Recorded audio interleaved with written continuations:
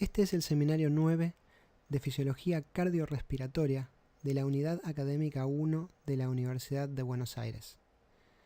Yo soy Andrés Mágula y los temas de este seminario van a ser ventilación pulmonar y alveolar, difusión alveolo-capilar y biofísica aplicada a la fisiología respiratoria. Los objetivos de esta clase son analizar los cambios en la presión del oxígeno y el dióxido de carbono como consecuencia de la respiración y comprender cuál es el rol del aparato respiratorio en ese fenómeno. Describir la difusión hematoalveolar mediante la ley de Fick. Conocer y aplicar al análisis de los gases que participan en la ventilación, la ley de los gases ideales, la ley de Dalton y la ley de Henry. Comprender y discriminar los conceptos de ventilación pulmonar y alveolar. Calcular el espacio muerto con la ecuación de Bohr y comprender su rol fisiológico. Identificar a la presión de dióxido de carbono como indicador de ventilación alveolar y estimar la presión alveolar de oxígeno mediante la ecuación del gas alveolar. El aparato respiratorio es el conjunto de órganos que poseen los seres vivos con la finalidad de intercambiar gases con el medio. Su estructura y función es muy variable según el tipo de organismo y su hábitat.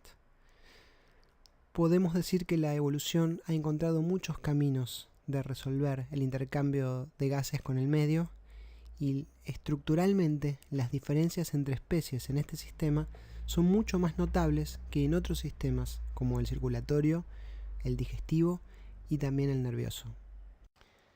El hombre, los demás mamíferos y también aves y reptiles tienen como órgano principal de ese aparato al pulmón, cuya función es favorecer el intercambio de gases entre la sangre y el aire alveolar con el menor gasto de energía posible. De todos los órganos respiratorios presentes en las diferentes especies, el pulmón es el más eficiente conocido. Es el que logra extraer mayor cantidad de oxígeno con menor movilización de flujo convectivo. Para que el pulmón pueda realizar su función, necesita de músculos que generen los gradientes de presión para movilizar el aire, y de una bomba, el corazón, que movilice la sangre. Todo esto asociado a un sistema de control complejo que incluye receptores, aferencias y centros integradores. Esta movilización de aire no solo sirve para la ventilación, también sirve para la fonación, con toda la importancia que ello tiene para la comunicación entre individuos de diferentes especies. También para la olfacción, en algunas especies fundamental para encontrar comida, detectar peligro, identificar el territorio y hasta gatillar conductas sexuales. También se produce un intercambio térmico en el aire que entra y sale, que en algunas especies es fundamental para la termorregulación. Y hay un sinfín de conductas que pueden realizarse con esta movilización de aire. Por ejemplo, ahora yo estoy hablando. Las palabras que digo están siendo producidas por el flujo de aire que al expirar mueve las cuerdas vocales. Yo estoy forzando mi aspiración para empujar las moléculas de aire generando esas ondas mecánicas longitudinales en el aire de esta habitación que este micrófono que tengo frente a mí capta, esa computadora graba y esos parlantes o auriculares que ustedes tienen en sus casas vuelven a generar y ustedes están escuchando. El aire que entra y sale de mis pulmones para generar estas palabras también está realizando hematosis. Y yo voy a tener que negociar cuántas pausas tengo que dar, cuánto puedo hablar de corrido antes de desmayarme, porque estoy alterando la concentración de mis gases en sangre. Estoy alterando el pH incluso, porque la ventilación también regula el equilibrio ácido-base. Si hiperventilo mucho, voy a tener una alcalosis respiratoria y a lo mejor va a disminuir mi flujo sanguíneo cerebral y me voy a desmayar. Bueno, todas esas cosas deben negociarse porque no hay manera de que yo le avise a mis alvéolos: che, este aire no es para ventilar, este aire no es para hematosis, este es para hablar nomás. Todo eso hay que tenerlo en cuenta. Más allá de la histórica relación popular entre la respiración y la vida, que es incluso bíblica, se dice que Dios le dio un soplo de vida a Adán e hizo a Eva a partir de una costilla, que es una parte del aparato respiratorio. Hubo que esperar hasta el siglo XVIII para que el hombre entienda que los pulmones y la respiración servían para el intercambio de gases con el medio. Para citar un ejemplo, escritos atribuidos a Hipócrates dicen que el maestro de Cos creía que los pulmones servían para enfriar el corazón. Y así una innumerable cantidad de hipótesis que hoy en día suenan ridículas, hasta que en el siglo XVIII diversos experimentos químicos y un camino sinuoso, no sin idas y vueltas, llevó a que ya entrando al siglo XIX, los fisiólogos y químicos tenían claro que la respiración, al igual que la combustión y que la putrefacción, son reacciones químicas que consumen oxígeno y producen dióxido de carbono. Hoy entendemos que esa reacción química ocurre dentro de las mitocondrias de nuestros tejidos y podemos dividir a la respiración en una respiración externa y una respiración interna. Respiración externa vamos a llamar a la movilización de oxígeno desde la atmósfera hacia la mitocondria y de dióxido de carbono desde la mitocondria hacia la atmósfera. Y respiración interna es la fosforilación oxidativa que ocurre dentro de la mitocondria. Podemos entender a la respiración en su conjunto comparándola con una cadena con diferentes eslabones articulados e interrelacionados entre sí. Para que la respiración se lleve a cabo, todos estos eslabones son necesarios y dependen el uno del otro. El primer eslabón es la ventilación, y entendemos por ventilación al movimiento convectivo de aire que intercambia gases entre la atmósfera y el alvéolo. El segundo eslabón es la difusión. A nivel de la barrera hematoalveolar, los gases difunden, movilizados por su gradiente de concentración, desde donde están más concentrados a donde están menos concentrados. Esta difusión está determinada por la correcta relación entre la ventilación y la perfusión, y llamamos perfusión al movimiento convectivo de sangre, movilizado por la bomba que es el corazón. Esa sangre es la que transporta los gases disueltos hacia el pulmón y desde el pulmón. La perfusión depende del flujo sanguíneo pulmonar. Estos 4 primeros eslabones están absolutamente interrelacionados. Para que la difusión sea posible, necesito que haya una ventilación y un flujo sanguíneo pulmonar, o sea, una perfusión, y además la relación entre la ventilación y la perfusión debe ser la correcta. Pero esta sangre tiene que ser capaz de transportar los gases, tiene que tener la capacidad de transportar la cantidad suficiente de gases. Entonces el quinto eslabón es el transporte de gases por la sangre. Su capacidad de transportar gases va a depender de proteínas, los pigmentos hemáticos, la hemoglobina en nuestros tejidos, vital para que sea capaz de cargar las concentraciones necesarias para que los tejidos sobrevivan. Pero no alcanza con transportar la sangre, también debe ser transferida a los tejidos.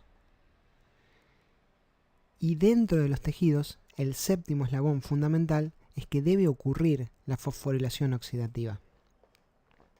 Esa sangre tiene el oxígeno que la mitocondria va a usar para oxidar compuestos con carbono, como la glucosa, para generar a partir de él ATP y dióxido de carbono. Ese ATP es necesario para la vida, para mantener la homeostasis. Una falla en cualquiera de estos eslabones implica que la cadena se rompa y que la respiración no se lleve a cabo, la célula no disponga de ese ATP y no sea posible el mantenimiento de la homeostasis ni de la vida. Los gases atraviesan la barrera hematoalveolar por difusión y también ingresan a la célula atravesando la membrana plasmática por difusión. Si entendemos que el fenómeno de la respiración implica utilizar el oxígeno extraído de la atmósfera para oxidar dentro de las mitocondrias compuestos con carbono y formar a partir de ello dióxido de carbono y ATP, el fenómeno de la difusión debe ser analizado más en detalle. Para esto, tomaremos como ejemplo a un organismo unicelular primitivo que se encuentra dentro de un líquido que está en un recipiente. Ese rectángulo, supongamos que es nuestro pequeño organismo unicelular. Está agrandado a nuestra escala. El líquido que hay aquí adentro es agua a 37 grados centígrados y ese agua se encuentra en equilibrio con el aire atmosférico. El aire atmosférico está a 760 milímetros de mercurio de presión, que es el valor de la presión a nivel del mar, y tiene un 21% de oxígeno que representan 159 milímetros de mercurio. Es aire seco. El aire que está por encima de nuestro recipiente con agua se encuentra en equilibrio con el agua, por lo tanto está saturado de agua. Y la presión de vapor de agua a 37 grados es 47 milímetros de mercurio. O sea que este aire que está aquí, que llamaremos aire húmedo, que es una capa de aire no agitada que está por encima del agua, tiene una presión de vapor de agua de 47 milímetros de mercurio y está saturado de vapor de agua, ya está en equilibrio con el agua. El vapor que se volatiliza es igual a la cantidad de vapor que se condensa y vuelve a ser líquido. Como la presión está también en equilibrio entre la atmósfera libre y esta capa de aire, y es 760 milímetros de mercurio aquí arriba y también aquí adentro, la proporción de los gases que están en el aire acá deben respetar el espacio que les deja el vapor de agua. El vapor de agua ocupa 47 milímetros de mercurio, quedan 713 milímetros de mercurio para los demás gases.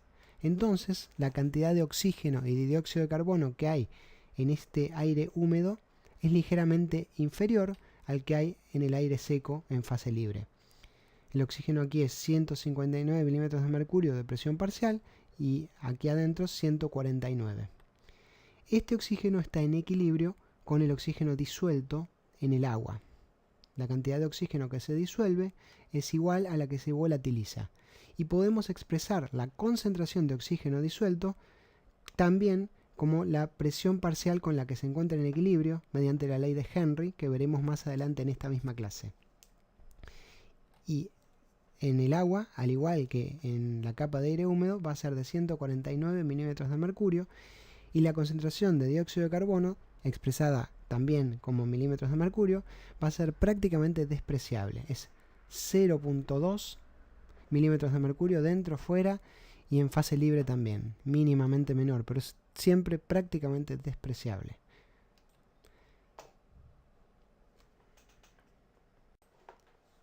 Ahora analizamos la situación de nuestro organismo unicelular. En él hay una mitocondria o una serie de mitocondrias que están consumiendo oxígeno y produciendo dióxido de carbono. Esto está generando un gradiente de concentración del oxígeno entre la mitocondria y la fase de líquido libre. El líquido libre está en equilibrio con el aire que está por fuera y tiene las mismas concentraciones de oxígeno y dióxido de carbono que el mismo que definimos recientemente. Rodeando la célula hay una capa extracelular no agitada, que se denomina así porque es una capa que está humectando la membrana, que no se mueve y no se mezcla por convección. A través de esta capa el movimiento es difusivo, y aquí estamos viendo cómo va cayendo la concentración de oxígeno en función de la distancia, lentamente. Esto representa la capa extracelular no agitada. El tamaño no es escala, no es está simplificado por cuestiones didácticas. Luego hay otro fenómeno difusivo a través de la membrana plasmática. La pendiente cae en ambos casos, la concentración cae y esto representa cierta resistencia que la membrana está poniendo. La resistencia en la ley de Fick se expresa como el coeficiente de difusión, que también se puede expresar como coeficiente de difusión por permeabilidad, y representa la mayor o menor resistencia que pone o el líquido a que alguna partícula difunde en él, o la membrana a que una partícula lo atraviese. Y en el interior de la célula, una vez más, hay otra capa intracelular no agitada a través de la cual hay una difusión hacia la mitocondria. Si queremos analizar la difusión a través de la membrana, vemos que la diferencia de concentración, que en este caso expresamos como presión por la ley de Henry, o sea, el delta P a ambos lados de esta membrana, está disminuido por la capa extra e intracelular no agitada.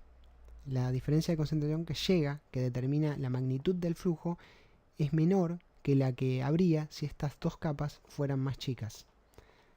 Eso hace que el flujo difusivo sea menor que el que podría ser en un organismo que agregue mecanismos de convección, externos o internos. Hay muchos organismos que sobreviven de esta manera.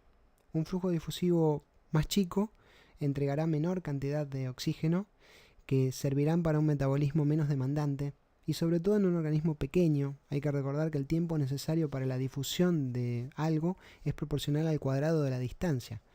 Pero cuando el organismo empieza a crecer y empieza a necesitar más oxígeno para sobrevivir, esto ya no es suficiente. Para eso la naturaleza ha encontrado diferentes maneras de achicar el tamaño de esta capa extracelular no agitada o intracelular. Por ejemplo, si agregamos un mecanismo de convección externo, achicamos al máximo el tamaño de esta capa extracelular no agitada y hacemos que la diferencia de presión a ambos lados de la membrana sea mayor. Al tener un delta P mayor aquí, tenemos más flujo neto. Insisto, acá en la ley de Fick estoy escribiendo la diferencia de concentración y en los líquidos estoy refiriéndome a la misma como diferencia de presión, porque mediante la ley de Henry vamos a entender más adelante en esta clase cómo es que las presiones parciales de gases disueltos determinan su concentración y por conveniencia usamos la presión parcial como manera de expresar la concentración de un gas disuelto en un líquido. Acá vemos cómo el mecanismo convectivo externo ha aumentado la diferencia de presión a ambos lados de la membrana y ha aumentado la magnitud del flujo. Todavía en el interior de la célula no hay ningún mecanismo convectivo, es una célula pequeña, el flujo alcanzará, por lo que sigue habiendo una capa intracelular no agitada. Un organismo más complejo, ya multicelular, puede agregar además un mecanismo de convección interna que achique el tamaño de esa capa intracelular no agitada. Al hacer esto, también vamos a aumentar más aún la diferencia de presión a ambos lados de la membrana y aumentará más el valor del flujo neto difusivo. Y llegamos al ejemplo de un corazón de 4 cavidades, como es el que tenemos nosotros. En este, el tamaño de la capa no agitada que hay por fuera de la membrana alveolar es lo más chico posible. Hay una caída en la concentración de oxígeno que vamos a entender más adelante en esta clase cuando veamos la cascada de oxígeno, pero la concentración de oxígeno por fuera de la membrana hematoalveolar, o sea en el aire alveolar, es lo más grande posible, y la de dióxido de carbono lo menor posible. Está maximizado entonces la diferencia de presión a ambos lados de la membrana, y encima el mecanismo de convección interno presenta un corazón de 4 cavidades que hacen que las sangres no se mezclen o se mezclen lo menos posible, y eso también maximiza la diferencia de presión a ambos lados. O sea, el gradiente de oxígeno para entrar no está comparado con la sangre arterial, sino con la venosa mixta. Y lo mismo ocurre con el dióxido de carbono. El dióxido de carbono para salir no establece su diferencia de concentración con el dióxido de carbono arterial, sino con el dióxido de carbono en la sangre venosa mixta.